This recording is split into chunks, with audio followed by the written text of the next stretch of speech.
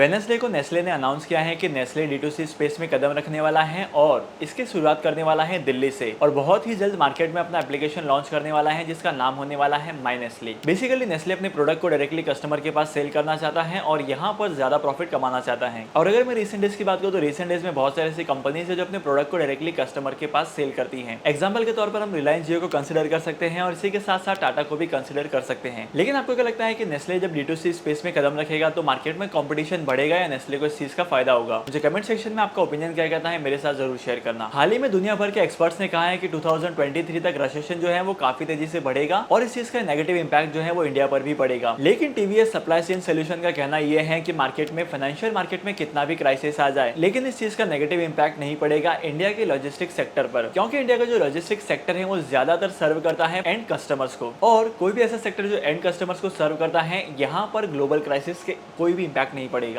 और तो और टीवीएस सप्लाई चेन सोल्यूशन अपना मार्केट में आईपीओ लेकर आने वाली है जिसकी वैल्यूएशन 2000 करोड़ के आसपास की हो सकती है। अगर मार्केट में आईपीओ आता है और अगर आप इस आईपीओ के शेयर्स में इन्वेस्टमेंट करते हैं तो आप फ्यूचर में काफी अच्छे रिटर्न कमा सकते हैं। और हाल ही में डिलीवरी का आईपीओ भी आया था जिसने अपने इन्वेस्टर्स को काफी अच्छे रिटर्न दिए थे। माइक्रो स्मॉल मीडियम एंटरप्राइज को आने वाले 3 साल तक नॉन टैक्स बेनिफिट बहुत सारे मिलने वाले हैं, क्योंकि रिसेंट डेज में एमएसएमई को प्रमोट करने के लिए गवर्नमेंट ऑफ इंडिया ने कुछ नए रूल्स एंड रेगुलेशंस बनाए हैं, कुछ नई टैक्सेशन पॉलिसीज बनाई हैं जिनके अंडर आने वाले 3 सालों में इन एमएसएमईज को नॉन टैक्स बेनिफिट्स भी मिलेंगे। अगर आपने भी अपने बिजनेस को एमएसएमई के अंडर रजिस्टर किया है तो इस चीज का फायदा आपको भी हो सकता है। और इसी के साथ साथ वेडनेसडे की मार्केट की अगर क्लोजिंग की बात की जाए तो वेडनेसडे की मार्केट क्लोजिंग पर सेंसेक्स की वैल्यू जो है वो 147 पॉइंट से ऊपर जा चुकी थी और निफ्टी की क्लोजिंग वैल्यू थी 17,500 के ऊपर। 1 अक्टूबर 2022 से प्राइम मिनिस्टर नरेंद्र मोदी जी ने इंडिया में 5G की सर्विसेज को लॉन्च कर दिया है। और तो और प्राइम मिनिस्टर नरेंद्र मोदी जी का ये भी मानना है कि आने वाले टाइम पीरियड में 5G की जो सर्विसेज है वो एजुकेशन के सेक्टर को काफी ज्यादा हेल्प करने वाली है। पहले तो सिर्फ कहते थे पढ़ेगा इंडिया तभी तो बढ़ेगा इंडिया, लेकिन अब पढ़ना भी काफी ज्यादा आसान हो चुका है। HDFC एसेट मैनेजमेंट कंपनी का Q2 का रिजल्ट आ चुका है और इस Q2 के रिजल्ट में HDFC AMC का जो नेट प्रॉफिट है वो इंक्रीज हुआ है 6% से और इस प्रॉफिट की टोटल वैल्यू पहुंच चुकी है 364 करोड़ तक। अगर मैं कंपनी के प्रॉफिट को पिछले क्वार्टर के साथ कंपेयर करूं तो पिछले क्वार्टर में कंपनी को 314 करोड़ का प्रॉफिट हुआ था जो कि करंट डेज से काफी कम है। अगर आपने HDFC एसेट मैनेजमेंट कंपनीज के शेयर्स में इन्वेस्टमेंट किया है तो over the period of time आपने काफी अच्छे रिटर्न कमाए होंगे। लेकिन अगर आपने अभी तक इस कंपनी के शेयर में इन्वेस्टमेंट नहीं किया है तो अभी भी आप इन्वेस्टमेंट कर सकते हैं और फ्यूचर में काफी अच्छे रिटर्न्स कमा सकते हैं। अगर आपने सुजलॉन एनर्जी के शेयर्स में इन्वेस्टमेंट किया है तो आपको सुजलॉन के राइट इशू के बारे में तो पता ही होगा।